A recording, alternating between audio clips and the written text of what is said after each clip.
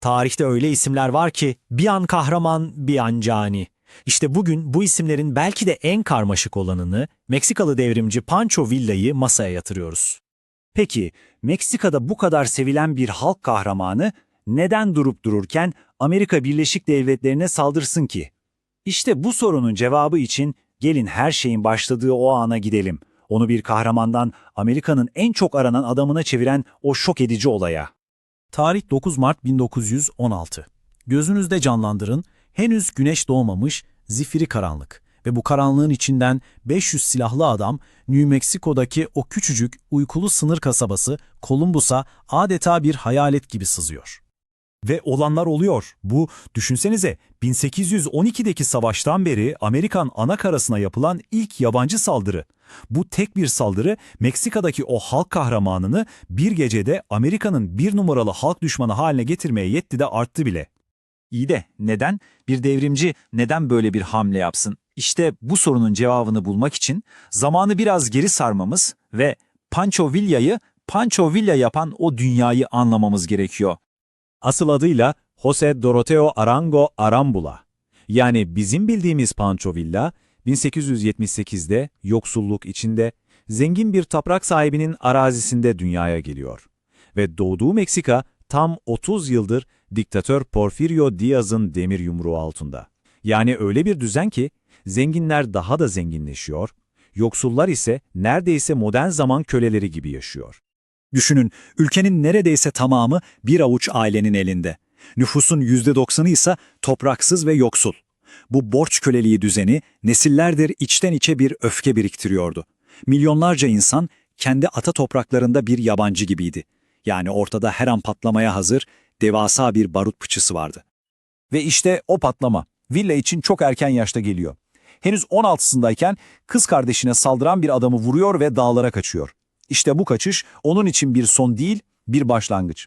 Kendini Pancho Villa olarak yeniden yaratıyor. Bu sadece bir isim değişikliği değil, adeta bir yeniden doğuş. Artık o, adaletsizliğe karşı direnişin ta kendisi. Ve böylece Meksika'nın kendi Robin Hood'u doğmuş oluyor. Ne mi yapıyor? Zenginlerin çiftliklerine basıyor, sığırlarını, atlarını çalıyor ve ganimeti yoksullara dağıtıyor. Hal böyle olunca halkın gönlünde taht kuruyor tabii. Yetkililer peşine düştüğünde onu kim koruyordu dersiniz? Yine halkın kendisi. 1910'da o büyük devrim ateşi yandığında Villa'da sahneye çıkıyor tabii. Ama bir haydut çetesiyle. Peki nasıl oluyor da bu küçük haydut çetesi kısa sürede tüm Amerika kıtasının en korkulan askeri güçlerinden birine dönüşüyor?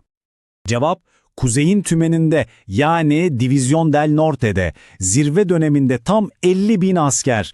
Bu devasa ordunun başında Villa bir askeri deha olarak ünleniyor. Ama onun asıl sırrı neydi biliyor musunuz?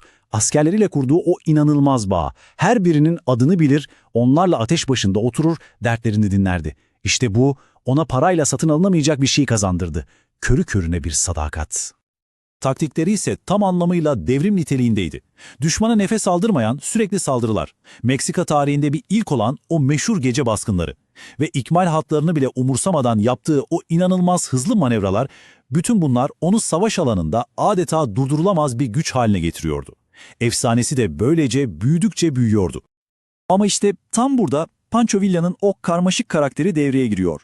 Bir yanda acımasız bir savaş lordu var. Savaş esirlerini sorgusuz sualsiz infaz ettiren biri. Diğer yanda ise bir sosyal reformcu. Vali olduğunda okullar açıyor, dulları koruyan yasalar çıkarıyor, toprak dağıtıyor. Yani bir gün cellat, ertesi gün bir halk kahramanı. İşte bu ikilem onu anlamayı bu kadar zor ve ilginç kılıyor. Peki en başa dönelim. Bir zamanlar ABD'nin desteklediği bu güçlü devrimci neden onlara düşman kesildi? İşte her şey önce savaş alanında alınan yıkıcı bir yenilgi, ardından da Washington'dan gelen bir ihanet haberiyle başladı. Villa'nın o meşhur, durdurulamaz süvari hücumları ilk kez modern savaşın soğuk yüzüyle karşılaştı. Siperler ve makinalı tüfekler. Atlıları bu yeni savaş makinesinin karşısında adeta eriyordu. Bu sadece bir savaş kaybı değildi, Villa'nın o yenilmez efsanesine de indirilen ağır bir darbeydi. Ve tam bu zayıf anında bir darbede ABD'den geldi. Washington, Villa'nın baş düşmanı Carranza'yı Meksika'nın resmi hükümeti olarak tanıdığını açıkladı. Villa için bu bardağı taşıran son damlaydı. Tam anlamıyla bir ihanet. İşte o Columbus saldırısı aslında kör bir öfke değil, çok zekice planlanmış bir intikam hamlesiydi. Planı şuydu, ABD'yi Meksika'yı işgale zorlayacak, böylece Carranza'nın aslında bir Amerikan kuklası olduğunu herkese gösterecekti. Tehlikeli bir kumardı ve bu kumar her şeyi değiştirecekti. Ve Villa'nın planı işe yaradı. Hem de nasıl? Amerika öfkeden deliye döndü. Tarihin en büyük insan avlarından biri böylece başlamış oldu. Tam 10.000 Amerikan askeri tek bir görevle Meksika topraklarına girdi, Pancho Villa'yı ölü ya da diri ele geçirmek. Ama bu kolay bir görev değildi. Operasyonun komutanı General Pershing'in de dediği gibi bu bir mısır tarlasında fare bulmaya benziyordu. Yaklaşık bir yıl boyunca dönemin en güçlü ordularından biri Chihuahua'nın Sarp Dağları'nda adeta bir hayaletin peşinden koştu. Çünkü Villa'nın görünmez bir ordusu daha vardı, halk. Amerikalılara sürekli yanlış yol göstererek, onu saklayarak adeta bir kalkan oldular. Ve işte burada inanılmaz bir ironi yaşanıyor. Villa'yı yakalamak için yapılan bu Amerikan işgali onun en büyük propaganda aracına dönüştü. Meksika'daki Amerikan karşıtlığı o kadar arttı ki işgal öncesi birkaç yüz adamı kalan Villa'nın ordusu bir anda binlerce yeni gönüllüyle dolup taştı. Yani Amerikalılar onu yok etmeye çalışırken aslında daha da güçlendirmişlerdi. Amerikan ordusu en sonunda pes edip geri çekildi. Villa ise birkaç yıl sonra affedildi ve bir çiftliğe yerleşti ama bu huzurlu emeklilik uzun sürmedi. 1923'te arabasındayken kurşun yağmuruna tutularak pusuya düşürüldü ve öldürüldü. Ancak Pancho Villa'nın hikayesi onun ölümüyle bitmedi, hatta diyebiliriz ki işin en garip kısmı daha yeni başlıyordu. Öldükten sonra bile efsanesi o kadar büyüdü ki akıl almaz şeyler yaşandı. Mezarı yağmalandı, kafatası çalındı ve bir daha asla bulunamadı. Yıllarca insanlar hatıra olsun diye kemiklerinden parçalar çaldı. Hatta 2010 yılında sağ işaret parmağının El Paso'da bir dükkanda $9.500 satıldığına dair haberler bile çıktı. Düşünebiliyor musunuz? Bu bile tek başına onun halkın gözünde nasıl bir mite dönüştüğünün kanıtı. Peki, sonuç olarak Pancho Villa kimdi? Yoksulların hamisi bir Robin Hood mu? Gözünü kırpmadan adam öldüren acımasız bir cani mi?